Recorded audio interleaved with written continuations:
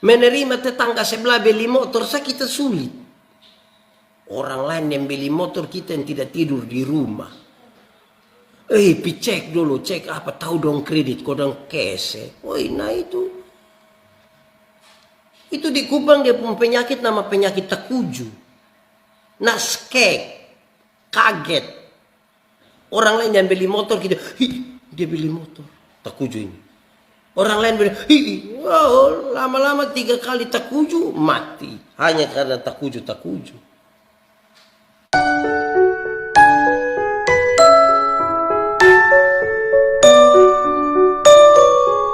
Lukas pasal 17 ayat 1 sampai ayat yang ke-10. Injil Lukas pasal 17 ayat 1 sampai ayat yang ke-10, firman Tuhan berkata demikian, beberapa nasihat kepada murid-muridnya. Tidak mungkin, Tuhan Yesus berkata kepada murid-muridnya, tidak mungkin tidak akan ada penyesatan. Tetapi celakalah orang yang mengadakannya. Adalah lebih baik baginya jika sebuah batu kilangan diikatkan pada lehernya lalu dilemparkan ke dalam laut, daripada menyesatkan salah satu dari orang-orang yang lemah ini. Jagalah dirimu, jikalau saudaramu berbuat dosa, tegurlah dia. Dan jikalau ia menyesal, ampunilah dia. Bahkan jikalau ia berbuat dosa terhadap engkau 7 kali sehari, dan 7 kali ia kembali kepadamu dan berkata, aku menyesal, engkau harus mengampuni dia. Lalu kata rasul-rasul itu kepada Tuhan, tambahkanlah iman kami. Jawab Tuhan, kalau sekiranya kamu mempunyai iman sebesar biji sesawi saja, kamu dapat berkata kepada pohon ara ini, terbantunlah engkau dan tertanamlah di dalam laut, dan ia akan taat kepadamu. Tuhan dan hamba, siapa di antara kamu yang mempunyai seorang hamba yang membajak atau mengembalakan ternak baginya, dan akan berkata kepada hamba itu setelah ia pulang dari ladang, mari segera makan? Bukankah sebaliknya ia akan berkata kepada hamba itu, sediakanlah makananku, ikatlah pinggangmu, dan layanilah aku sampai selesai aku makan dan minum, dan sesudah itu engkau boleh makan dan minum. Adakah ia berterima kasih kepada hamba itu karena hamba itu telah melakukan apa yang ditugaskan kepadanya? Demikian jugalah kamu. Apabila kamu telah melakukan segala sesuatu yang ditugaskan kepadamu, hendaklah kamu berkata, kami adalah hamba-hamba yang tidak berguna. Kami hanya melakukan apa yang kami harus lakukan. Demikian firman Tuhan. Yang berbahagia adalah setiap orang yang mendengar firman, memelihara dan melakukan dalam hidup setiap hari. Shalom. Saudara-saudara, kita mestinya memahami betul bahwa Tuhan itu terlalu baik untuk kita. Pembacaan ini sesungguhnya hanya berisi tentang hal-hal yang merupakan nasihat-nasihat. Kenapa nasihat itu penting, saudara? Karena nasihat itu juga menjadi bekal. Nasihat itu meluruskan jalan. Nasihat itu menegur kesalahan. Nasihat itu membuka wawasan. Nasihat itu menolong orang-orang. Tapi banyak orang bebal, tidak suka kepada nasihat. Bahkan nasihat Alkitab pun dia tidak suka. Dia suka mendengar apa yang dikatakan oleh dirinya sendiri. Dia suka percaya kepada apa yang dia pikirkan dan tidak kepada apa yang merupakan nasihat-nasihat firman Tuhan. Kadang-kadang saudara-saudara, banyak kali orang sudah tidak percaya lagi pada kebenaran firman Tuhan. Apalagi kalau ternyata itu tidak logis. Sepertinya yang benar itu kalau masuk akal saja. Saya sesungguhnya akan menolong kita bersama-sama malam hari ini Supaya melalui nasihat-nasihat Tuhan Yesus ini kepada murid-muridnya kita memahami kehidupan kita sebagai orang-orang Kristen. Saya coba untuk membagi bagian ini dalam beberapa hal. Pertama, saudara-saudara, paling tidak ada 4 hal yang menolong kita memahami ini. Pertama, saudara-saudara, Tuhan tidak suka kepada orang-orang yang mengajak orang lain untuk berdosa. Tuhan tidak mau kalau kita ajak orang lain untuk melakukan dosa. Tuhan tidak suka kalau ternyata kita itu menjadi penyebab orang lain berdosa. Celakalah mereka. Kalau kita pahami dia lebih asli, saudara-saudara, pembacaan ini sesungguhnya mengarahkan orang untuk memahami bahwa bisa saja ini berarti sebuah umpan dalam perangkap. Jadi kita mempersiapkan umpan untuk menangkap apa? Tikus ko, ikan ko, kalong ko, atau apa. Jangan buat orang begitu. Dalam penyesatan. Tuhan tidak mau. Atau yang kedua, saudara-saudara, kita menjadi batu sandungan. Kita menjadi batu sandungan buat orang lain. Tuhan tidak mau begitu. Saudara-saudara, apakah kita lolos dari itu? Jawabannya juga mungkin tidak. Kita mungkin tidak bisa lolos juga. Kenapa, saudara-saudara? Ada orang yang ketika dia itu menyesatkan orang, dia tidak rasa. Ada yang memang rasa dan memang sengaja. Tapi ada yang tidak rasa kalau dia sementara menyesatkan. Bahkan dia menjadi penyesat. Tidak rasa. Bahkan kadang-kadang di dalam pelayanan sekalipun ada orang bisa menyesatkan. Oleh karena ketidaktahuannya. Oleh karena dia tidak mampu untuk menunjukkan apa yang benar itu. Kok bisa begitu Pak Pendeta? Kok kita baca dari Alkitab yang sama? Iya. Tapi kita perlu membedakan toh. Alkitab ini kan terdiri dari informasi dan ajaran. Nah, gereja Tuhan ini kadang-kadang menjadi masalah karena banyak orang bikin informasi jadi ajaran. Contoh, Salomo punya istri 700. Itu informasi Alkitab, bukan ajaran. Banyak yang membaca itu lantas dia pikir, lihat saja kenapa Salomo bisa 700. Masih tambah gundik 300 lagi. Saya baru mau coba-coba 2 kamu sumar. Nah, saudara, ini bukankah ini sebuah penyesatan? Jadi berarti hatilah supaya kita tidak menjadi batu sandungan bagi orang lain. Kualitas kekristenan kita ada di situ. Tetapi sekaligus kita juga supaya orang-orang percaya jaga diri baik-baik. Jangan mau disesatkan. Ingat. Iblis itu sekarang sudah tidak datang lagi dengan muka yang berdarah-darah. Kasih takut kita dengan cakar-cakar yang panjang. Kadang-kadang saudara-saudara, iblis itu sudah lebih cerdas. Dengan cara-cara yang kita sangka benar, tapi justru salah. Tadi pagi saya baca satu status dari seorang sahabat pendeta Pak Yesus Jonaga. Dia menulis ini, mungkin dia lanjutkan atau dia tulis sendiri, saya tidak tahu. Pokoknya saya baca beliau status bilang begini. Pada saat iblis tidak mampu untuk membuat kita menjadi orang jahat, pada saat iblis tidak mampu membuat kita jadi orang jahat, maka dia bisa membuat kita menjadi merasa paling baik. Coba saudara ikuti pelan-pelan, paham kalimat ini. Kalau iblis tidak bisa buat kita jadi jahat, dia bisa buat kita merasa paling baik.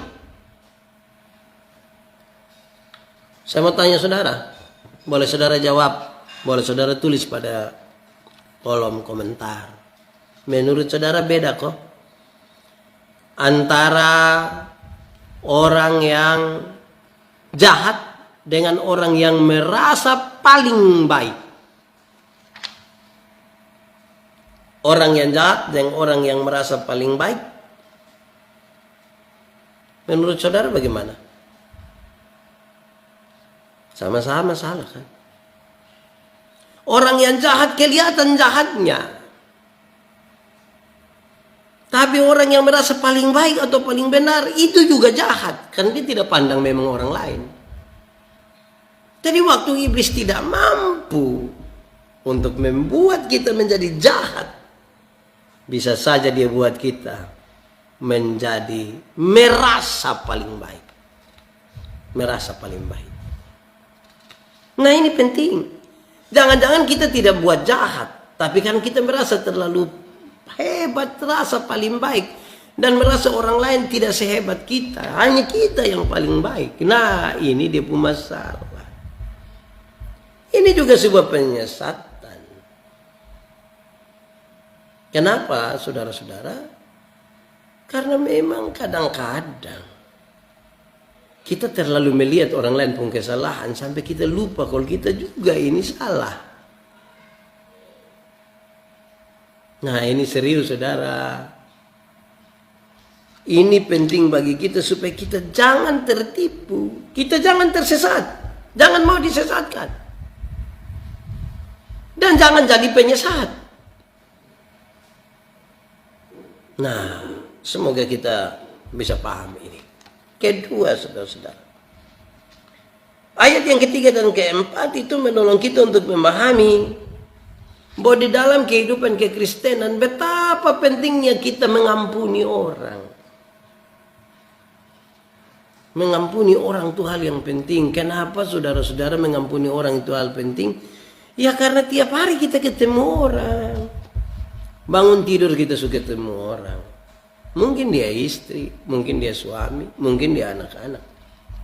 Pada waktu kita ketemu dengan mereka, semakin banyak yang kita temukan. Belum lagi ketika kita kerja ke kantor atau ke tempat di mana kita melakukan usaha-usaha kita kan masih bertemu orang lain. Yang sudah tentu kalau itu orang semua tidak akan memuaskan kita, belum tentu.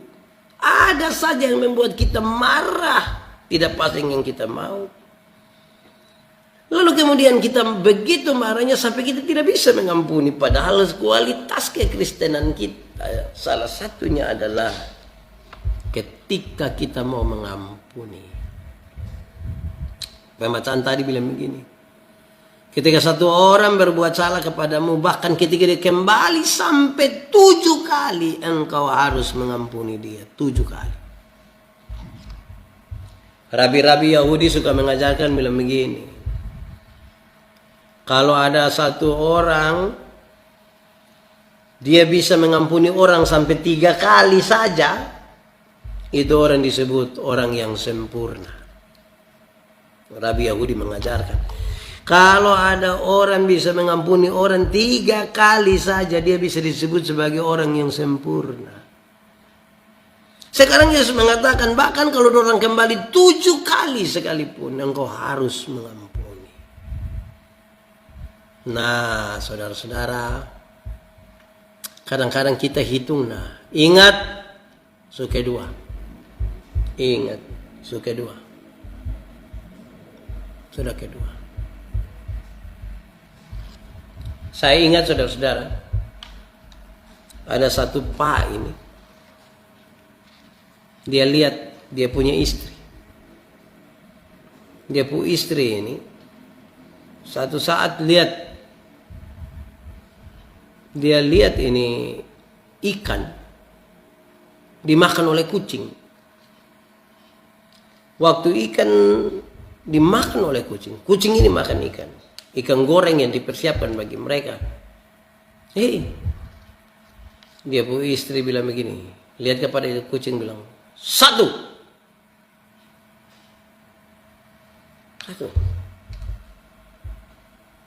Itu ikan, itu kucing makan ikan lagi. Dia bilang 2. Itu kucing makan lagi ikan. Dia bilang 3. Lantas setelah hitungan ketiga, dia pun istri taruh potas. Matilah itu kucing. terkapar di situ. Dan ketika dia punya suami, dia bersuami, mama ini tidak ada perasaan betul. Mama bisa buat kucing seperti itu. Bisa. Dia pun istri hanya lihat dia bilang, satu. Dia langsung diam. Ini kisah berlanjut. Ada seorang sahabat bilang begini, Pak, cerita dulu. Kenapa? Saya tidak pernah lihat Pak marah papu istri. Saya tidak pernah lihat. Kenapa? Maka beliau cerita. Saya pu istri itu. Kucing makan ikan, dia hanya bilang 1, 2, 3, mati. Maka ketika saya mau coba omong, mama tua lihat saya langsung bilang 1. Mulai saat itu saya sayang saya pu istri. Saya tidak akan omong dia. Nanti kalau dihitung 2 lagi saya parah. Nah, saudara-saudara. Karena itu saudara-saudara ingat. Kualitas kekristenan kita ada di mengampuni.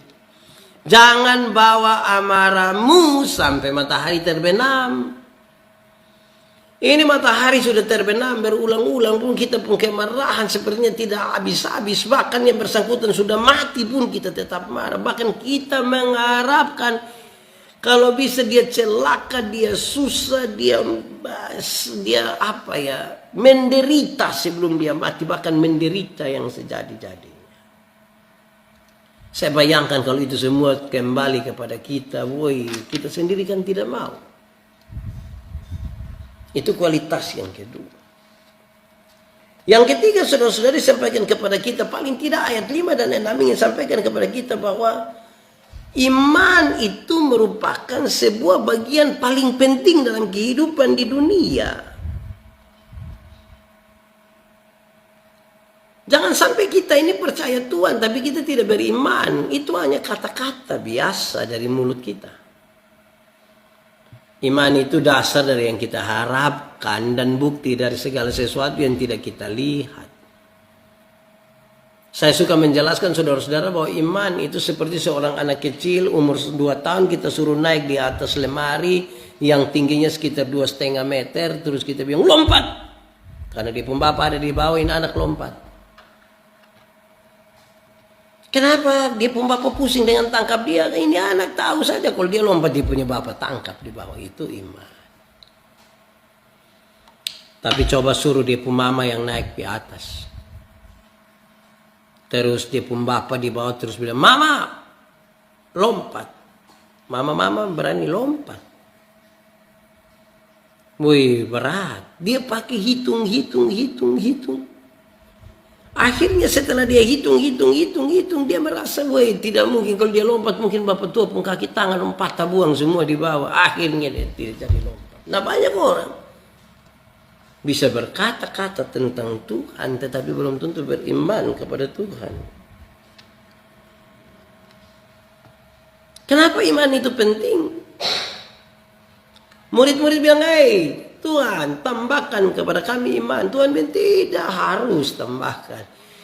Kamu punya iman sebesar biji sesawi saja. Kalau ada padamu iman yang utuh, sekecil apapun kan kamu bisa katakan kepada pohon ini, tercabutlah dan sekarang tertanamlah engkau di laut. Dia akan mengikuti. Karena ini penting. Manusia bukan tidak mau mengampuni, tapi karena terlalu tinggi egonya. Ya, kira-kira begitu ini. Manusia ini, dia mau diampuni, tapi dia tidak mau mengampuni. Pelajaran tentang pengampunan itu ringan saja. Pelajarannya bilang begini, Tuhan, ampunilah kami akan kesalahan kami, sama seperti kami mengampuni orang yang bersalah kepada kami. Pakai kata sehari-hari dia bilang begini, Tuhan, ampuni saya seimbang dengan saya mengampuni orang yang bersalah kepada saya. Seimbang. Jadi kalau hari ini saya mengampuni orang 2 kali, maka saya mendapat hak untuk diampuni 2 kali. Nah saudara-saudara, ini satu hal yang tidak gampang bagi kita kalau kita terlalu egois. Kalau kita merasa kita sangat-sangat sakit hati dan tidak mungkin kita mengampuni karena kita tersakiti, merasa sangat sakit hati. Selanjutnya disebutkan iman. Iman itu menyelamatkan kita, iman itu menolong kita. Tapi iman yang ada pada kita, yang Tuhan berikan kepada kita itu mestinya dia menjadi sesuatu yang utuh, yang sempurna, sekalipun hanya sebesar biji sesawi. Jadi segala sesuatu kita lihat dalam konteks iman.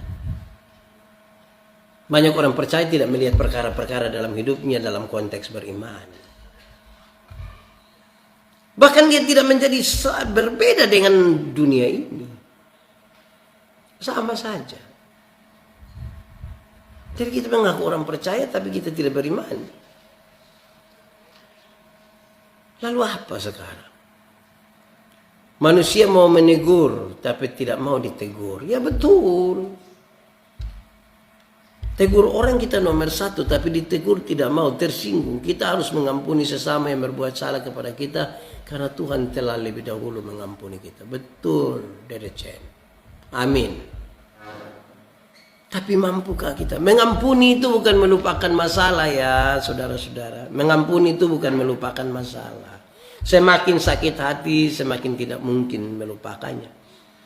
Mengampuni itu membebaskan diri, menyambut itu orang, menyambut dia pun kesalahan, dan ada kemungkinan kita harus siap diri karena besok dia bikin kesalahan baru, besok dia buat kesalahan baru. Kualitas kekristenan yang keempat dalam pembacaan tadi, ayat 7 sampai ayat yang ke-10. Bahwa sesungguhnya Tuhan Allah itu tidak pernah berhutang kepada kita. Dia Tuhan. Tuhan yang tidak pernah berutang kepada kita. Justru manusia ini yang berhutang kepada Tuhan. Apapun yang kita buat kepada Tuhan itu bukan kita menanamkan jasa supaya dia utang budi dengan kita. Tidak. Tuhan tidak melihat itu semua sebagai upaya tanam jasa. Kita melakukannya seperti seorang hamba yang berkewajiban untuk melakukan dan melayani tuannya. Bahkan ketika dia pulang dari tempat kerja sekalipun, bukan dia dilayani oleh tuannya, tapi dia melayani. Ya, terima kasih Michael Obe. Saling menegur dengan cara yang sopan dan lembut. Kita baru 2 hari lalu berbicara tentang menilai orang. Dalam 6 hal tentang penilaian terhadap orang itu di dalamnya ada etika, keramah tamahan. Banyak orang tuh asal nama mau menegur kesalahan, maka dia bisa maki orang, dia bisa segala macam untuk orang lain. Saya kira itu masalah itu. Jangan begitu.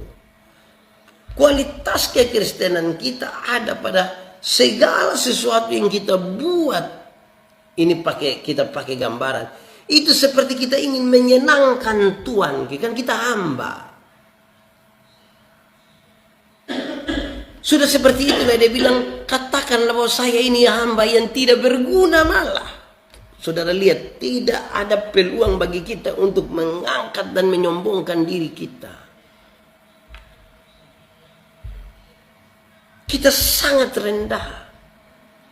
Bahkan ketika kita melayani Tuhan sekalipun kita pulang lapar sama-sama menurut teks tadi.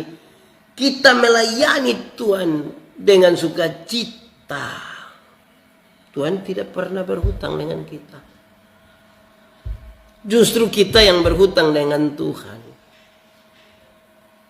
Saudara-saudara, tiap-tiap hari, termasuk hari ini, kita bicara tentang kualitas kekristenan kita. Supaya nilai, karena apa saudara-saudara, percuma yang saya maksudkan adalah persis seperti kata-kata daripada Yakobus, iman tanpa perbuatan pada hakikatnya adalah mati.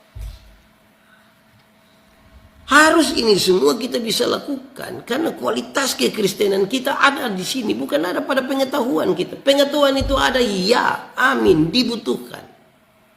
Tapi dia harus lebih dari sekedar sebuah pengetahuan semata. Tuhan sangat mau supaya kita jangan jadi batu sandungan bagi orang lain. Menurut pembacaan ini, jangan jadi batu sandungan bagi orang lain. Tidak boleh. Kita harus mengampuni. Harus mengampuni. Kita harus punya iman. Dan kita ingat bahwa kita ini yang berhutang kepada Tuhan, bukan Tuhan yang berhutang pada kita. Kita tidak berhak sama sekali untuk menuntut Tuhan hanya karena kita sudah melakukan sesuatu bagi Tuhan. Lakukanlah saja apa yang perlu kita lakukan dan biarkan Tuhan melakukan apa yang harus Tuhan lakukan. Jangan sampai kita terlampau mengintervensi sampai Tuhan punya juga kita intervensi.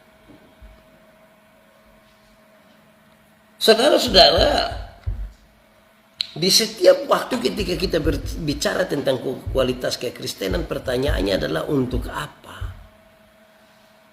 Jawabannya adalah karena kita lagi hidup di satu dunia di mana yang asli dan yang palsu itu sudah sulit untuk dibedakan. Sudah sulit untuk dibedakan. Barang-barang palsu itu kalau dilihat sekedar ala kadarnya saja begitu, sepertinya dia asli. Nanti terbukti pada kualitas ketika kita pakai. Karena itu beberapa waktu terakhir ini saya berbicara tentang kualitas kekristenan supaya betul-betul dia tidak habis pada kata-kata. Kualitas kekristenan kita terus masih ada orang kok yang saling membenci tanpa pengampunan. Masih banyak orang tidak percaya pada kekuatan supranatural dari Tuhan. Mujizat. Banyak orang tidak yakin. Masih banyak kita ini kemudian justru tidak pernah mau melayani Tuhan dengan sungguh. Ya. Karena itu saudara-saudara, saya kirim pengingat, terima kasih Om Geri Fa'a. Untuk kita menjadi terang, kan tidak usah tiup kasmati orang lain pulilin toh. Untuk kita menjadi tinggi tidak perlu melompat ikut orang ke atas kepala. Apalagi injak dia pun kepala. Kan kita butuh untuk pakai cara yang tidak membunuh orang lain, tidak menyakiti orang lain. Masing-masing kita kan diberi kesempatan, diberi kebebasan sebenarnya. Untuk berusaha, untuk berdoa, untuk mendekatkan diri pada Tuhan. Membawa seluruh pergumulan, usaha dan lain-lain sebagainya hanya untuk Tuhan. Kepada Tuhan dan untuk Tuhan. Masing-masing diberi kesempatan yang begitu. Supaya kita uji di situ. Betapa indahnya kalau setiap orang kemudian datang kepada Tuhan dan kemudian dia membawa seluruh keluh kesahnya. Iya, Mama Seli Tobeli Telnoni, kualitas kekristenan harus sama dengan karakter Kristus yang ada pada kita. Penuh kasih, mengampuni, dan melakukan segala sesuatu itu secara baik. Seperti untuk Tuhan dan bukan untuk manusia. Dia tidak menjadi batu sandungan bagi orang lain. Nah, saudara-saudara, karena itu memang karakter Kristus itu mesti kelihatan dalam hidup kita. Christine Maroko, cara menegur yang paling berkesan adalah dengan memberi teladan yang baik. Amin. Jangan anak maki, kita maki dia. Ada anak bilang dia pun teman, bilang binatang. Kita marah itu anak bilang, hei binatang. Jangan omong orang bilang binatang. Nah, itu berarti kita tidak memberi contoh. Kita marah kepada dia pun kesalahan, tapi dengan cara membuat hal yang salah. Mestinya kita lebih bijaksana. Seringkali kita manusia meminta kepada Tuhan untuk memenuhi apa yang kita butuh, namun kita lupa akan kewajiban kita memenuhi ketaatan kita. Ya betul. Saudara-saudara, bicara tentang kesucian tadi malam, toh saya sampaikan, Tuhan kita kudus, suci. Kita kan mesti memelihara kesucian, kekudusan untuk bisa bersatu dengan Tuhan Allah. Karena yang gelap tidak mungkin bersatu dengan yang terang. Nah, kadang-kadang kita hanya meminta. Banyak orang ingin meminta sesuatu dari Tuhan, tapi tidak membangun relasi dengan Tuhan. Padahal kalau relasi kita baik, tanpa kita meminta sekalipun Tuhan tahu kok apa yang kita butuhkan. Tapi banyak orang rindu datang meminta. Meminta, tapi tidak berrelasi. Ketika Tuhan mengizinkan dia mengalami sesuatu seperti apa yang dia minta, muncullah kesombongan, bahkan kemudian meninggalkan Tuhan. Nah, ini saya kira hal yang serius bagi kita semua, saudara. Biarlah kita memahami ini sebagai sesuatu yang penting dalam perjalanan kehidupan kekristenan kita, yang mestinya semakin hari semakin berkualitas. Lebih lagi. Supaya ketika orang melihat kita, orang tahu bahwa ada Tuhan pada dirinya. Kita semua mengaku anak Tuhan, tapi kita perbuatan yang tidak pas. Saya mau tanya saudara, saya ini lahir besar di Soe. Saya lahir besar di Soe, 100 km kurang lebih dari Kupang. Kalau saya bicara tentang Soe, saudara percaya atau tidak? Percaya. Kenapa? Kan saya lahir besar di Soe. Tapi kalau saya lahir besar di Soe, dan saya lebih banyak cerita tentang Surabaya, saudara percaya? Tidak kan? Henry Nayon Luke, tanpa pengampunan doa kita akan terhalang karena ada akar pahit. Memang. Bersihkan kita punya hati. Jangan bawa amarah kita sampai matahari terbenam, toh. Kita ini terlalu sakit hati sampai kita rindu. Kita persis kayak nyamuk gitu. Nyamuk itu gigit kita sedikit saja. Mungkin dia isap ame kita pun darah sedikit, tapi kita pun niat membunuh dia terlalu besar.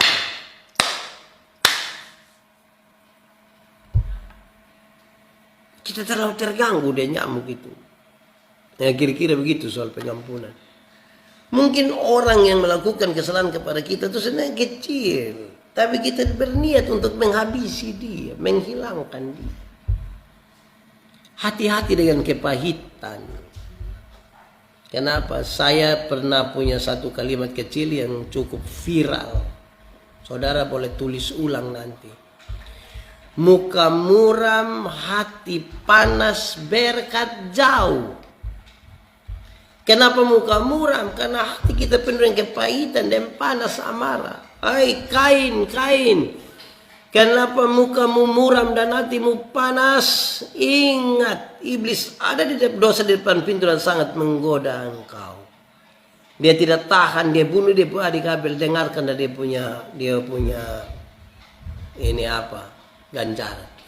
Tanah yang engkau usahakan ini tidak akan memberi hasil kepada kamu. Lihat. Ketika dia tidak mampu menguasai amarah di dalam hatinya, yang dia usahakan itu tidak berhasil. Makanya saya bilang, muka muram, hati panas, berkat jauh. Jadi kalau saudara usaha dan merasa sepertinya berkat tertutup, coba lihat kita pemuka di cermin, coba. Jangan sampai kita muka itu muram karena hati penuh kepahitan, hati penuh kemarahan.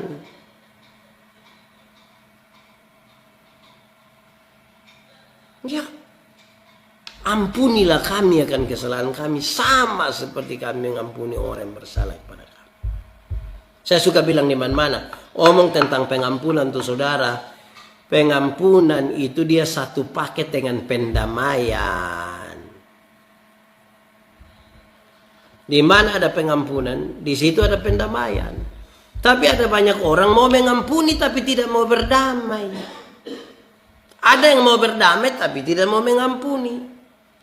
Yang mau mengampuni tapi tidak mau berdamai itu dia selalu bilang begini, untuk marah saya tidak marah, untuk marah saya tidak marah. Kau mau marah bikin apa, kita tua-tua begini. Dia mau datang juga rumah terbuka untuk dia, tapi saya mau pergi biar saja, biar. Nah, itu dia mau mengampuni tapi dia tidak mau berdamai. Ada yang kebalikan dari itu, mau berdamai tapi tidak mau mengampuni. Itu biasa anak-anak kecil kalau main kelereng kodong berkelahi. Nah, orang tua datang, kenapa kamu berkelahi? Damai. Ayo pegang tangan. Itu dia sorong tangan begini tapi muka berpaling ke belakang, tidak mau lihat orang. Jadi kelihatannya mau berdamai. Itu biasa damai drama itu. Itu seperti kalau ada dua anak atau dua orang majelis bertengkar, pendeta panggil kau di muka. Oke, mari tunjukkanlah kita punya kasih di hadapan jemaat, di hadapan ini. Ayo dua orang menunjukkan itu damai. Nah, kadang-kadang dong sorong tangan, tapi hati dorang panas.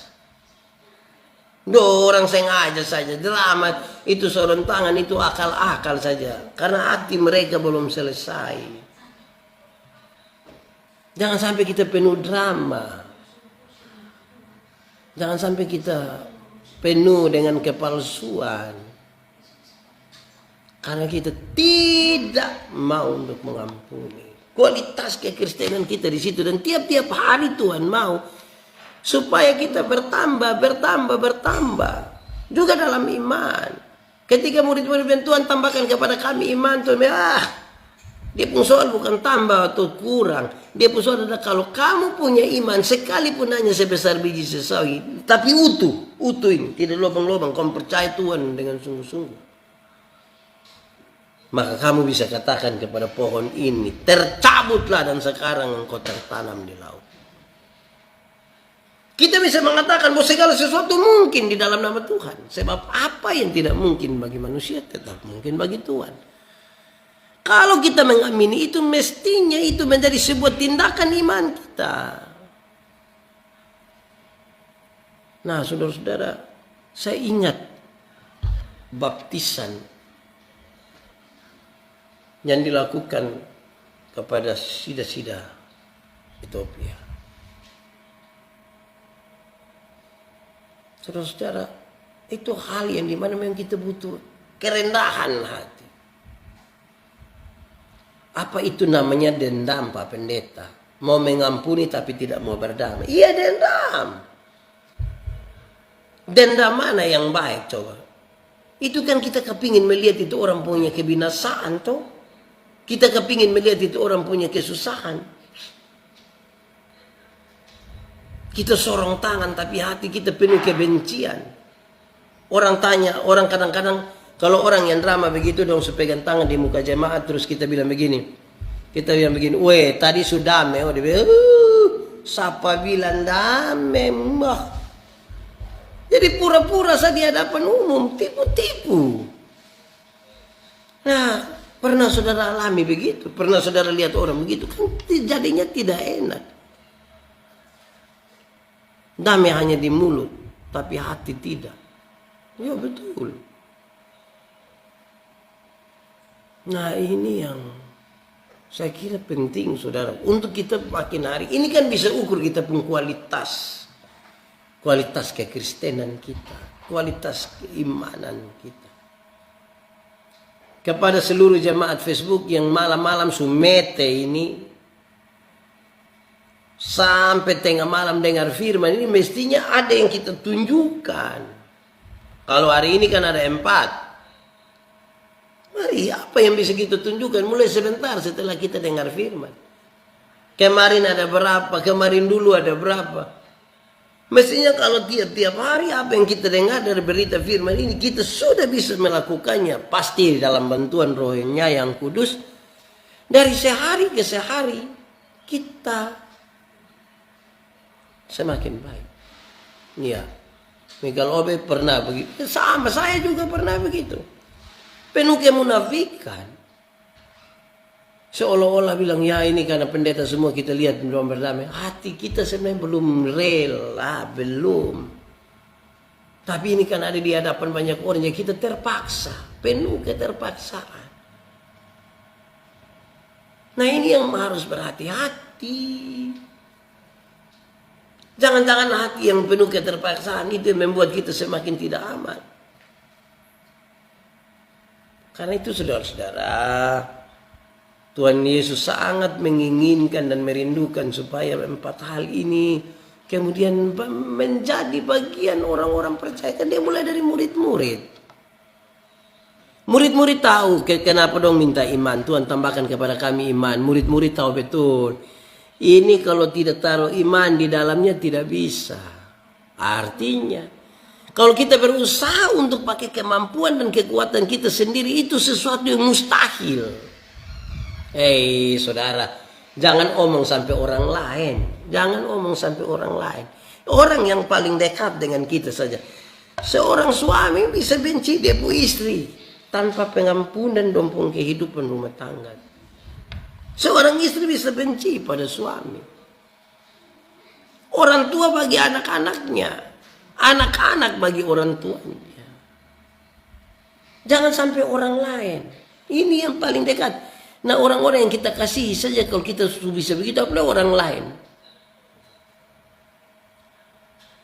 Kalau hanya berdamai dan tidak mengampuni, ada cekcok kecil saja, bisa jadi masalah besar. Iya, karena kepahitan dan kemarahan yang meluap-luap dalam hati itu dia butuh pemicu, lubang kecil untuk dia meledak, untuk dia keluar. Jadi kita butuh berdamai. Berdamai itu mesti berdamai dengan Tuhan, berdamai diri sendiri. Yang munafik, lebih baik dengan jujur kita katakan dengan sangat santun, minta maaf saya punya hati belum siap untuk ini, saya tidak mau pura-pura, tapi mari kita doa sama-sama supaya tidak terlalu lama saya sudah bisa. Dan kita juga pasti menggumuli ini bersama Tuhan. Jangan buru-buru mengambil sikap padahal justru sikap kita tidak Kristiani. Jangan buru-buru mengambil sikap kalau sikap itu kemunafikan. Jangan. Kita mau supaya yang kita ambil sebagai bagian kita itu hasil dari sebuah pergumulan bersama dengan Tuhan, yang kadang-kadang memungkinkan kita menekan ego kita. Ya, dengan diri sendiri saja kadang-kadang kita sulit berdamai. Apalagi dengan orang lain. Ya. Menerima keberadaan diri saja sulit. Apalagi menerima keberadaan orang lain. Menerima tetangga sebelah beli motor saja kita sulit. Orang lain yang beli motor, kita yang tidak tidur di rumah. Cek dulu, cek apa, tahu dong kredit, kodong cash. Nah itu di Kupang dia punya penyakit nama penyakit takuju. Nah skek, kaget. Orang lain yang beli motor kita, dia beli motor, takuju ini. Orang lain bilang, lama-lama 3 kali takuju, mati. Hanya karena takuju. Nah saudara-saudara, mestinya kita ingat supaya butuh hidup yang betul-betul kita mau taruh kepada Tuhan itu yang benar. Dan kualitas-kualitas kita ada di situ. Ini bagi yang muda-muda, bagi yang tua-tua juga demikian. Kadang-kadang kita orang tua ini, kita kunci hati kita buat kita punya anak. Terutama anak mantu yang tidak pas yang kita punya mau ini. Banyak orang tua marah. Dia bilang, saya sayang saya punya anak, jadi sudah terpaksa terima itu perempuan setan itu. Nah, itu kalimat pun tidak baik. Lama-lama dia jadi setan betul, dia usir keluar kita dari dalam rumah ini. Jadi jangan begitu. Orang tua donju tahan mulut sedikit. Anak-anak donju rendah hati sedikit lah. Supaya bahasa-bahasa yang tidak perlu itu jangan kasih keluar. Tiap hari ini kita ketemu orang. Teman, sahabat, kenalan, saudara. Semua kita ketemu. Mestinya hati kita itu hati yang berisi. Saya pernah bilang pada saudara dengar baik-baik. Pengampunan itu berarti kita tolak kasih keluar, kita gusur, kita kita kuras kasih keluar amarah dan kepahitan dalam hati. Kita kasih keluar itu dendam dan ingin membalas dendam. Kita kuras kasih keluar itu energi negatif di dalam diri kita. Kalau ini semua keluar, hati kita bersih. Di situ baru Roh Kudus masuk. Di dalam hati yang bersih, maka kita berbuah. Ya, lebih parah lagi kalau mengampuni tapi tidak bisa lupa masalahnya. Memang tidak bisa lupa, semakin sakit hati tidak bisa lupa. Tapi yang dimaksud adalah buka diri, sambut dia pun kesalahan, sambut dia pun orang. Ya. Nah ini penting. Oh iya, naskek itu artinya takuju. Ini bahasa Timor. Oh iya, Neno Haifeto, betul itu orang Timor. Terima kasih Ibu Agustina Kore. Nah ini menjadi penting.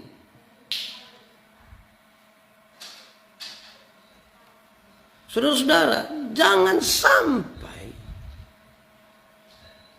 sampai hati kita penuh dengan amarah, meluap-luap.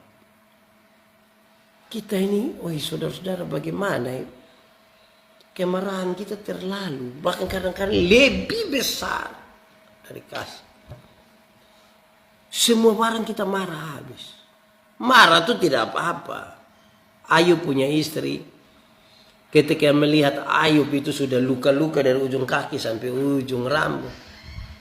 Dia bilang, Papa, Ayub, masihkah engkau mempercaya kepada Tuhanmu? Kutukilah dia dan matilah. Ayub bilang begini, engkau bicara seperti perempuan gila. Apa engkau mau terima yang baik dari Tuhan, yang tidak baik engkau tidak mau terima. Ayub pasal 2 ayat 9 dan ayat 10. Di bagian terakhir dari ayat 10 disampaikan begini. Dalam semuanya itu Ayub tidak berbuat dosa dengan mulut. Dia bilang engkau bicara seperti perempuan gila. Seperti dia tidak bilang yang engkau gila. Dia bilang engkau seperti perempuan gila. Dia bilang begitu. Tapi dia marah dia pu istri pu sifat. Dia bukan marah dia pu istri pu badan. Dia marah sangat proporsional. Sifat yang hanya mau terima yang baik, ini yang dia Ayub tidak mau. Tapi dia pu istri pun diri badan itu dia terima. Engkau tetap saya pu istri. Tetapi saya harus kasih tahu engkau pun kesalahan dan engkau harus menerima itu. Karena kita dua suami istri, nah kalau tidak dengar saya mau dengar siapa? Dengar saya toh, kan kita dua suami istri. Kita dua bakas tahu. Kalau ibu tidak dengar di saya, ibu mau dengar siapa? Nah, itu supaya bukan sekedar komunikasi, tapi kualitas relasi kita juga ada di situ. Saudara, ini penting. Apa kita lebih baik diam Pak Pendeta jika kita nggak suka lihat mukanya? Dia gila, dia hormati, mentang-mentang dia pendeta. Jangan. Diam itu belum tentu emas. Katakanlah, pergi 2 orang ini 4 mata kasih tahu. Kasih tahu dia baik-baik. Minta maaf Bapak Pendeta, saya mau sampaikan. Saya setiap kali lihat Pak Pendeta begini, hati saya tidak aman. Saya mohon maaf kalau saya salah. Tapi jalan keluar saya mau kasih tahu. Berdoa dulu. Malam-malam itu berdoa. Memang siap hati Bapak baru pikir temu. Nanti Tuhan buka jalan. Tidak usah takut. Jangan simpan itu yang tidak baik di hati kita. Jangan. Nanti jangan-jangan itu orang buat baik sekalipun kita tidak bisa terima. Karena yang kita simpan tentang dia itu hanya yang tidak baik. Saya punya khotbah satu itu beredar cukup luas di YouTube. Ketika seorang ibu datang bilang kepada saya, Pak Pendeta, bagaimana saya bisa mengampuni sapu suami? Saya bilang, bagaimana bisa mengampuni kalau tiap hari yang diisi di kepala itu hanya dia pun tidak baik saja. Berdoalah Inang Sen, berdoalah dulu. Apa yang tidak mungkin pasti mungkin. Pasti mungkin bagi nama Tuhan. Cobalah. Kalau Tuhan izinkan sesuatu terjadi, dia tahu kita pun kemampuan sampai di mana. Berdoa, jangan ragu. Berdoalah. Kadang-kadang memang kita dipaksa untuk betul-betul merendahkan kita pun diri ini. Mesti kita yang pergi. Hati kita tidak mampu, tapi kita berdoa, Tuhan tolong mampukan. Tolong mampukan saya. Itu sebuah pelajaran yang luar biasa. Saya berharap ini bisa terjadi. Amin koinang saya nggak amin mem. Tarikan lima. Tuhan pasti buka jalan. Betul, Horas. Itu betul itu. Tuhan pasti buka jalan. Jangan ragu, jangan takut. Kau tahu Tuhan sudah buka jalan. Tinggal sekarang kita mau buka jalan, kau tidak. Tuhan sudah buka jalan Pak Pendeta. Sudah, kok dia sudah mengampuni kita. Kan dia sudah mengampuni kita, berarti jalan sudah terbuka kan. Nah sekarang kita yang buka jalan. Kau ampuni itu orang. Kok Tuhan sudah ampuni kita? Saudara, saya mau tanya. Saudara percaya Tuhan sudah mengampuni saudara? Nah, sudah toh? Percaya? Nah, sekarang ampuni itu orang. Ada orang, dua orang yang seseorang dia berhutang kepada satu raja. Terus raja panggil dia datang, dia bilang dia tidak bisa bayar. Oke, yang kau berhutang lunas semua. Ya. Lantas ketika dia keluar, dia ketemu dia pun teman yang berhutang. Terus dia marah. Lu tidak bisa kasih kembali. Dia paksa itu orang, bahkan dia pukul itu orang. Wah ini raja marah kan. Bagaimana yang kau berhutang yang begini besar? Saya bilang lunas, bersih. Tapi orang yang berhutang kepadamu, engkau tidak mau untuk memaafkan dia, menarik itu. Nah ini juga penting ini. Saudara-saudara, semoga pergumulan. Memang saya ketika berbicara tentang doa dan pengampunan itu tidak ada habis-habisnya. Karena tiap saat pasti orang akan bertanya. Tapi biarlah ini menjadi pergumulan kita terus-menerus. Amin. Tuhan memberkati kita.